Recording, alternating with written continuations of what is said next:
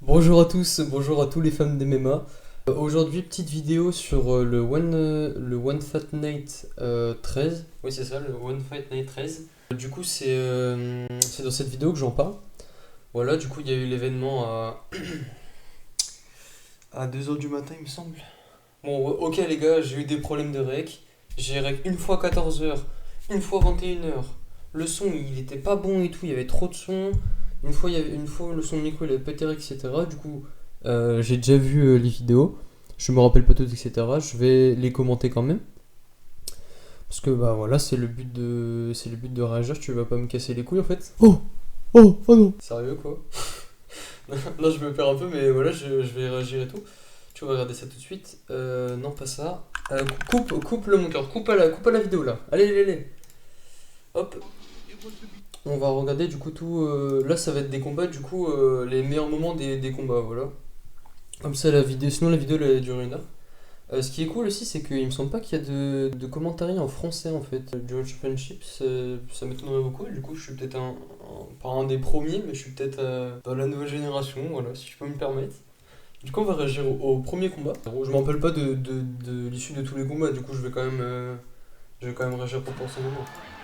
Et du coup, là, on commence avec. Juste baisser un peu le son. Ok, du coup, là, on commence Rutulo contre Ars Slanaviev. Du coup, turc contre américain. Bon, Rutulo, très connu. Un grappleur très connu, très accompli. Il a 20 ans, d'ailleurs. Futur champion de la catégorie, à mon avis. Il y a aussi son frère qui est très très bon, mais qui est en catégorie léger. Là, c'est middleweight, du coup, c'est 82 kilos, un truc comme ça. Et le Turc contre lui, ça fait 2 ans qu'il a pas combattu. Et avant, il combattait en MMA. Très très bon en MMA, hein. Pas mal de KO, pas mal de soumissions, voilà. Bon, je pense que c'est quand même Rotulo qui va gagner. Honnêtement. Du coup, là, ça commence. Petite prise de jambe. Pour l'instant, pas de clé articulaire enclenché. Pas de pli de jambe. Pas de leg locks. Là, pour l'instant, il contrôle. Il essaie chacun de trouver un moyen pour sortir de cette situation, parce que là, elle est magique. Le Turc qui essaie de fermer. Ah non, il va pas réussir. Peut-être un leg lock à la faire. En fait, Chelo qui se met sur le dos, il essaie de prendre sa main pour faire une tête droite. Ok, puis il part en triangle. Triangle a l'air pas assez bon dans la prochaine, il Turc reste sur sa tête, ok. Ouais, là, il essaie juste de stabiliser le Turc parce que c'est littéralement le bordel. Il a son pied en dehors du ring, carrément. Ok, il a un leg lock, ouais, là, le leg lock est quasiment clenché. Hein. Ouais. Non, il va pas taper sur ça. Il tape. Hein? Ah non, ok, il lui a juste mis une fessée en fait, ok, my bad. Bon, il va quand même gagner, je crois, sur ça. Quelle dinguerie, genre. Ouais, j'ai rien compris, frère, il a mis une fessée en mode il tape. Je sais pas c'est quoi là. Bon, du coup, je vais regarder. Là, il passe dans le dos, bon, il a les deux crochets, bon, ça doit finir, hein, là, hop. On a le nickel show, il est très bon arrière. Ouais, il gagne sur ça, Rutulo. C'est pas étonnant, franchement. Connaissant le type. Donc là, du coup, on peut voir, là, c'est son frère. Je vais pas laisser le commentaire parce qu'on s'en bat un peu les couilles. Du coup, prochain match, Edgar Tabarez. Je bouge bois au cours de spi.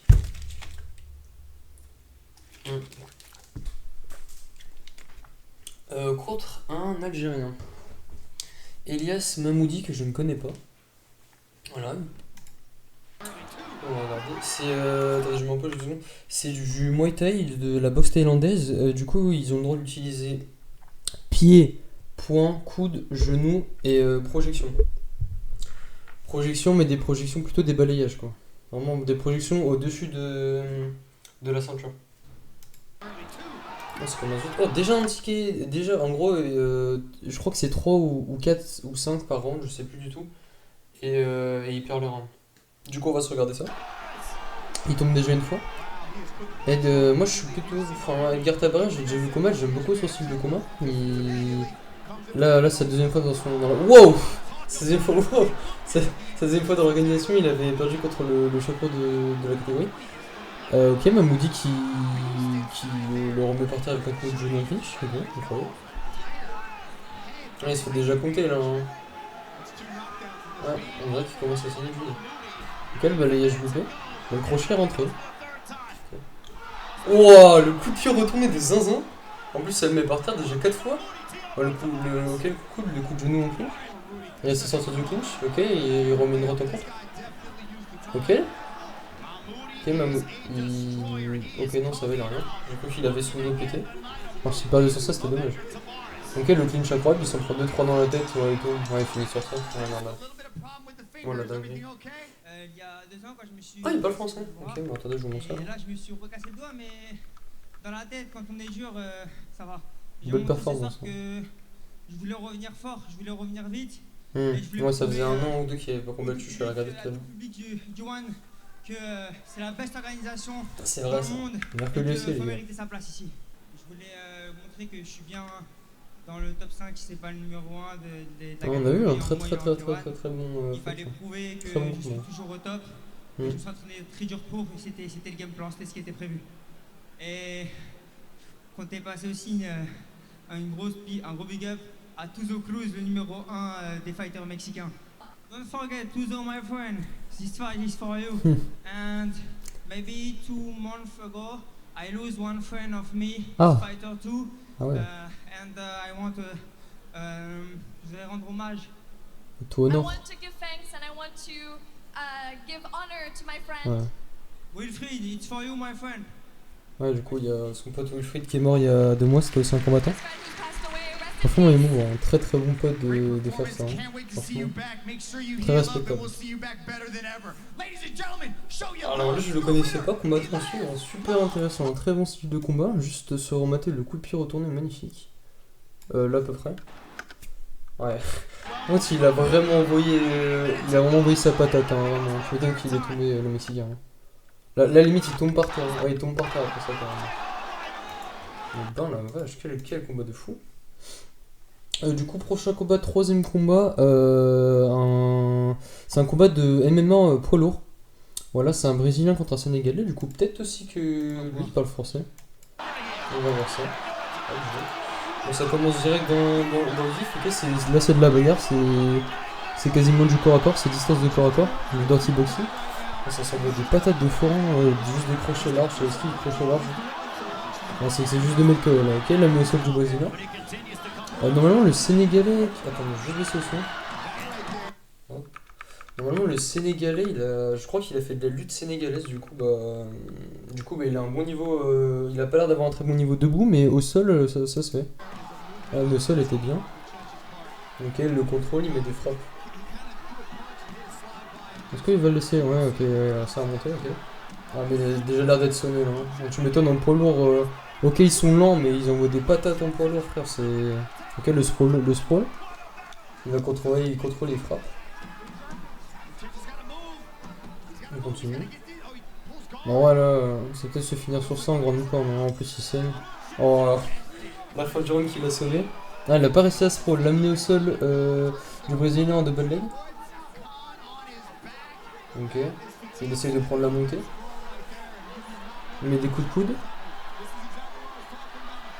Voilà.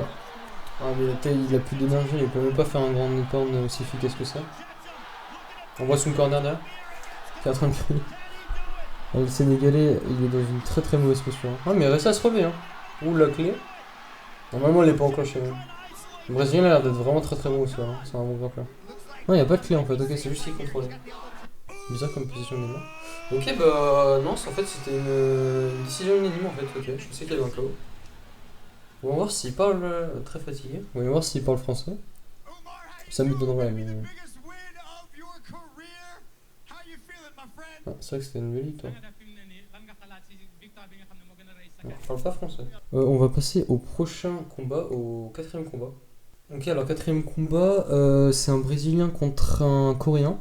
Le Brésilien est vraiment très fort, hein. Il a pas beaucoup perdu, il gagne beaucoup par soumission et KO. Sa dernière victoire c'était contre celui qui est le titre actuellement, un Brésilien aussi. En baptême-moi, du coup là c'est en 62 kg exactement. Fait des crochets larges. On connecte sur 2 crochets, je crois que ça va peut-être déjà être la fin sur ça. Hein. Voilà, Raphaël en même temps. Donc nickel, on voit en ralenti. Là du coup il met un crochet au corps là.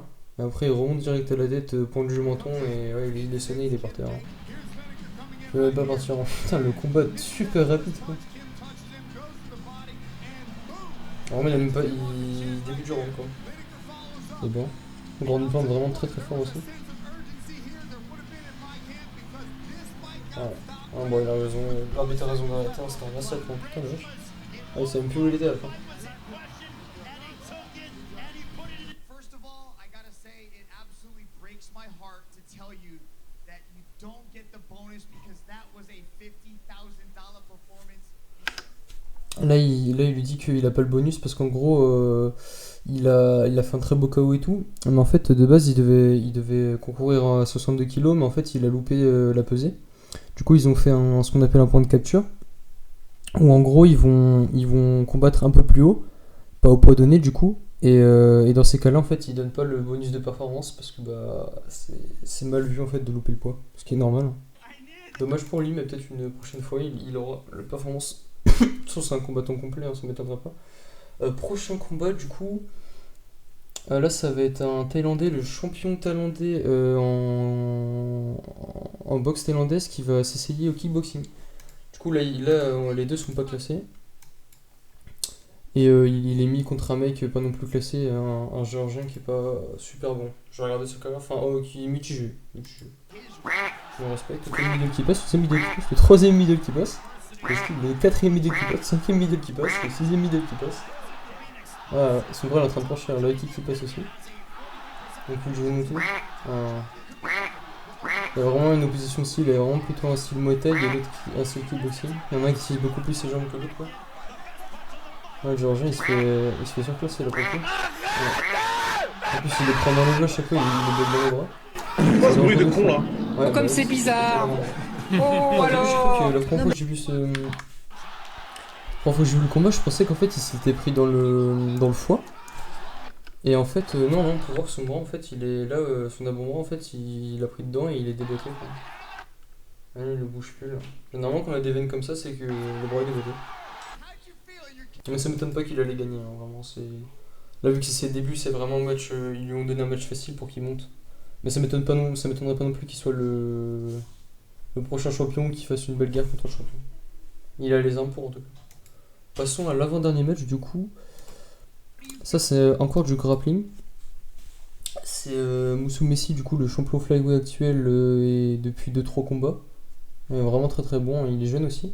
Et Brooks, le champion strawweight, du coup poids paille de l'organisation. J'aime beaucoup Brooks, mais je pense que Moussou Messi va gagner vraiment. Il est meilleur en grappling, quoi. Il y en a, il fait du MMA, l'autre qui fait du grappling. Le champion fait du grappling. Là, ça part en triangle. Je sais pas si le triangle est mis, en fait, on voit pas. Il essaie de sprawl pour que le triangle. Pour essayer de sortir sa tête, mais il arrive pas. Là, Brooks est en train de pousser avec ses mains, mais je crois pas qu'il y ait une main dedans, du coup, ça va partir en soumission. Je crois qu'il l'a. En vrai, non, ça m'étonnerait, il serait déjà endormi là. Elle doit pas être assez serrée l'étranglement. Ok, il monte.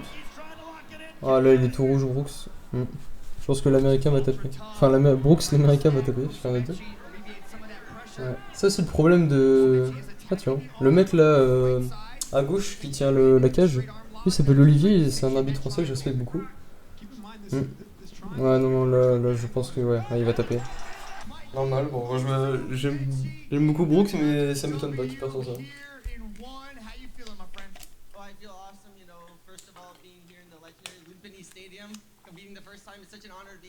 Ah oui, c'est la première fois qu'il combat pas dans une cage parce que des fois, soit il combat dans une cage, soit très rarement il combat dans un ring un peu aménagé, vous voyez, avec des cordes un peu plus solides et tout, mais ça reste pas agréable. Ça, pour faire du grappling ou pour faire du MMA, quoi, c'est vraiment bien pour faire du kickboxing et du Muay Thai, mais...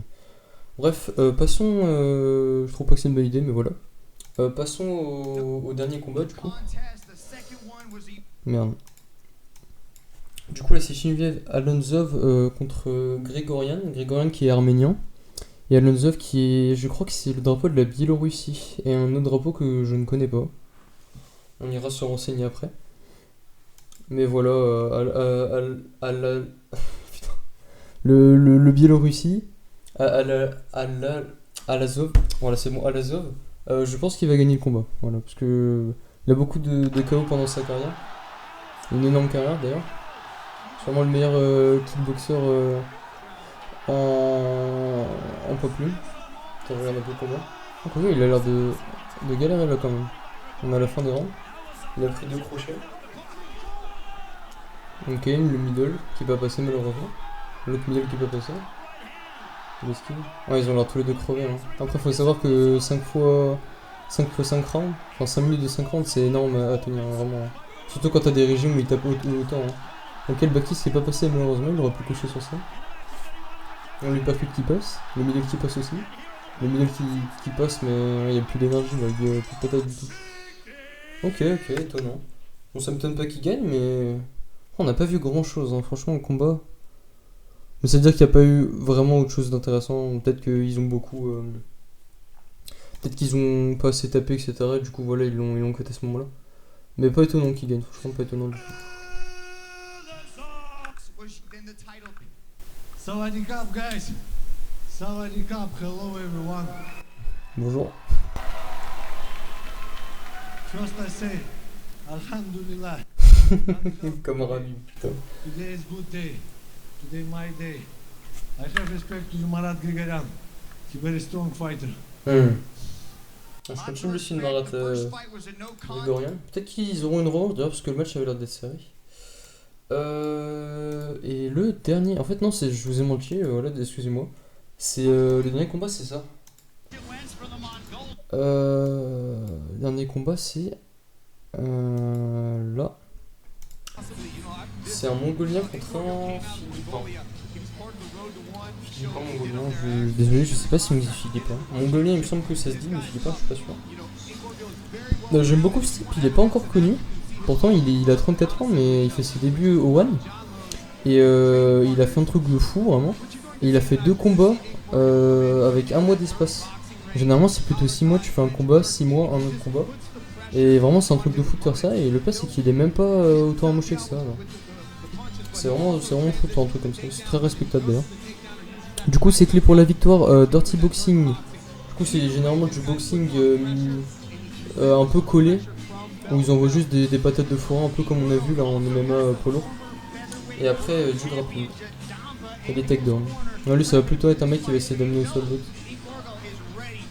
Voilà, d'ailleurs, je vais pouvoir présenter l'autre. Lui, c'est un Philippin, il est très bon, très explosif, très bon en pied-point. Du coup, il va essayer de rester debout, à mon avis. Je suis pas sûr qu'il lutte. Vraiment pas sûr qu'il lutte.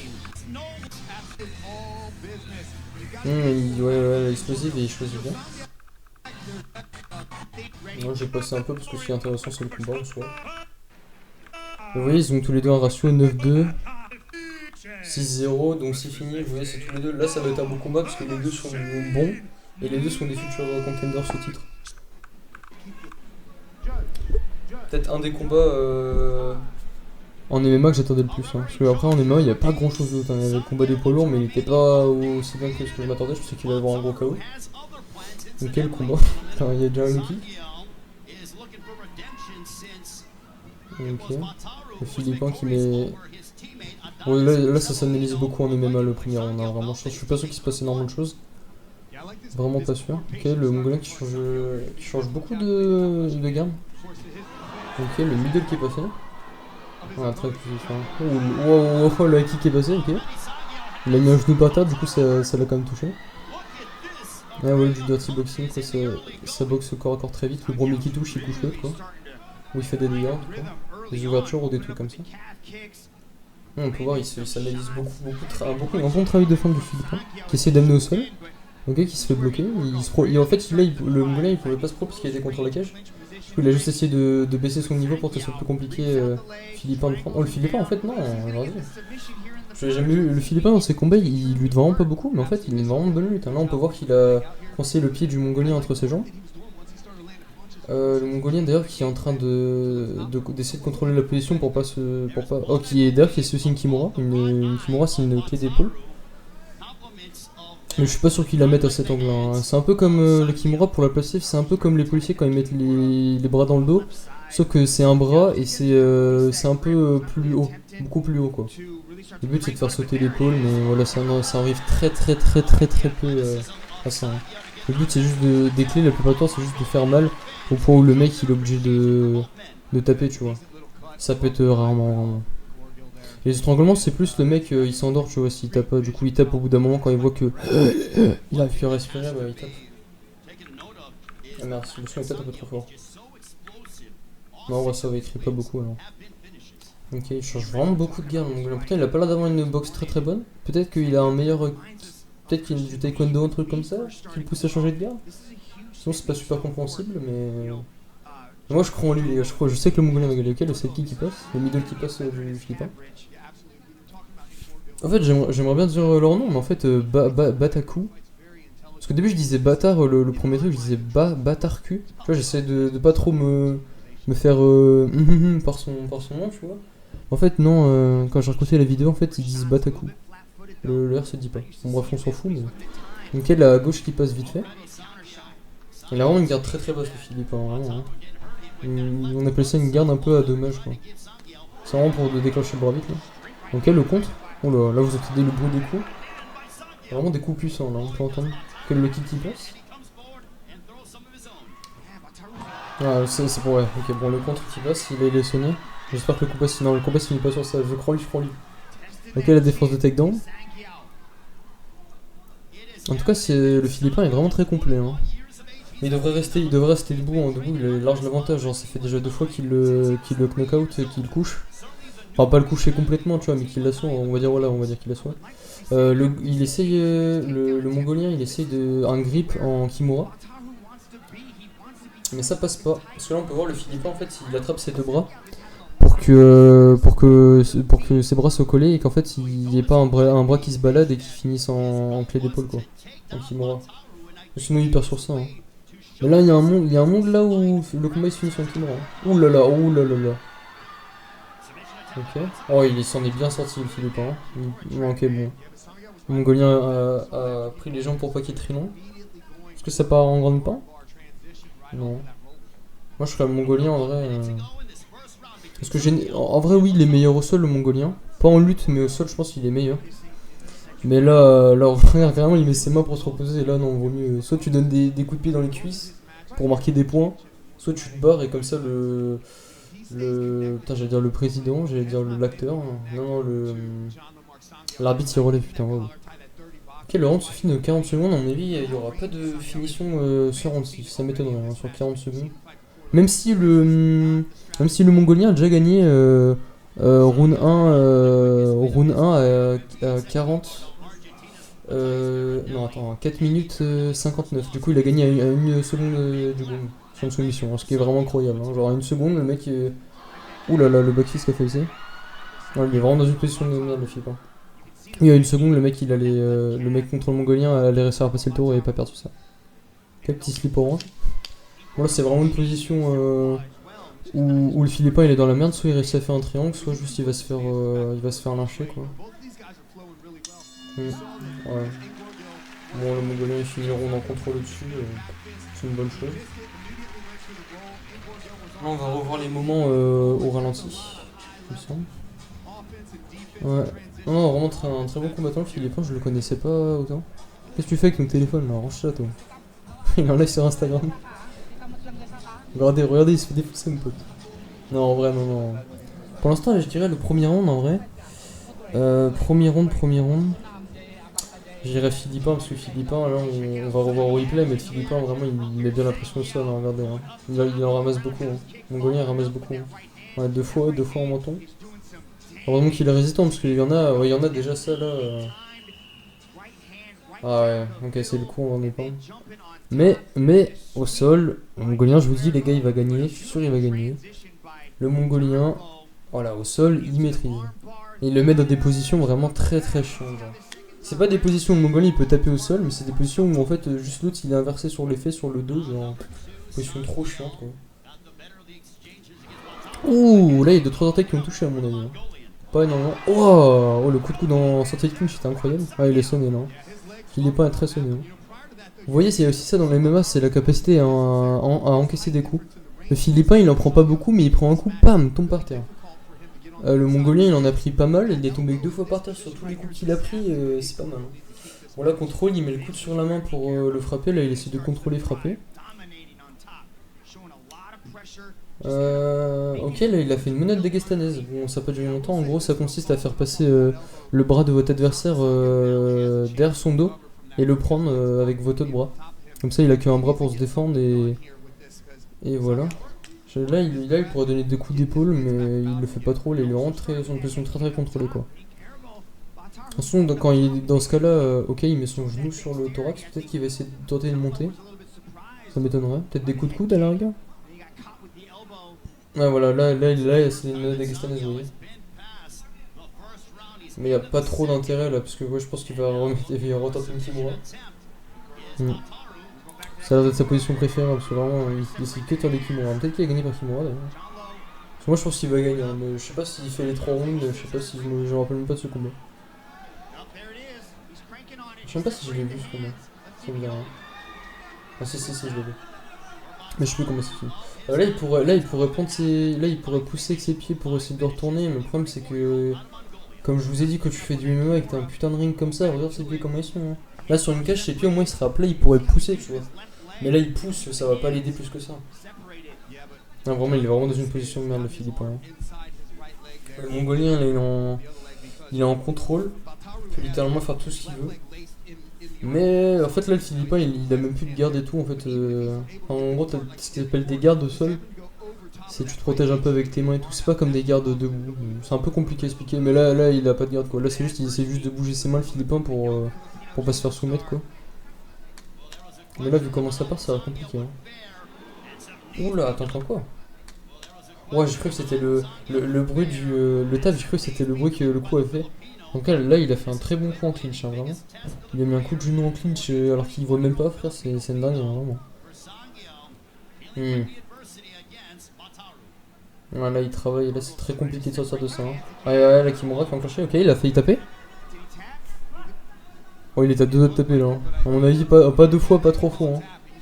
Là, à mon avis, prochaine fois qu'il la met, ça tape. Hein. Dans ce cas, il est vraiment dans une position de merde pour le coup. Ok. Oh, il va taper, il va taper. Je vous l'avais dit. Il a tapé. C'est sûr, toujours cru en lui. Ah non, très très bon combattant, très bon combattant. Enfin, pas complet, mais très bon au sol. C'est ça le MMA, il y a des gens qui sont super forts, qui sont bons dans tous les domaines, mais pas super forts dans un.